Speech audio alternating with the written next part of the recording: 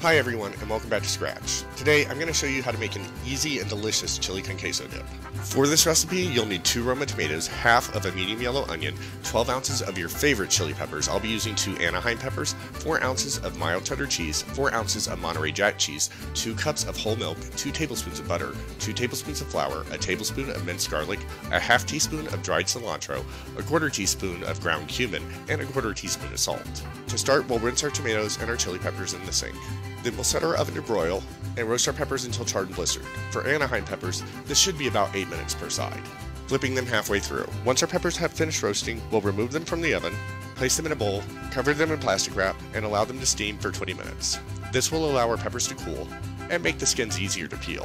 While our chili peppers are cooling, we'll cut our mild cheddar and Monterey Jack cheeses into approximately 1/4 inch cubes. Then we'll cut, seed, and finely chop our tomatoes and peel and dice our onion, reserving the other half of our onion for another recipe. Then we'll melt our 2 tablespoons of butter on the stovetop over medium heat in a large pot.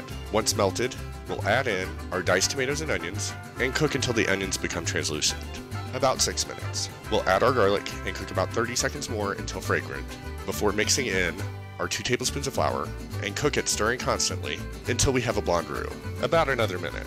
We'll then stir in our 2 cups of whole milk, half teaspoon of cilantro, quarter teaspoon of cumin, and quarter teaspoon of salt, and allow our mixture to thicken and begin to bubble before reducing heat to medium-low and adding in our cheese. We'll stir this occasionally as our cheese melts. While the cheese is melting, we'll peel, seed, and dice our chili peppers. If you prefer a spicier sauce, leave some of the seeds in. If you prefer a milder sauce, remove more seeds. Once we've chopped our peppers, we'll add them to our queso sauce and allow it to simmer about another 5 minutes for the cheese to completely melt and our flavors to meld.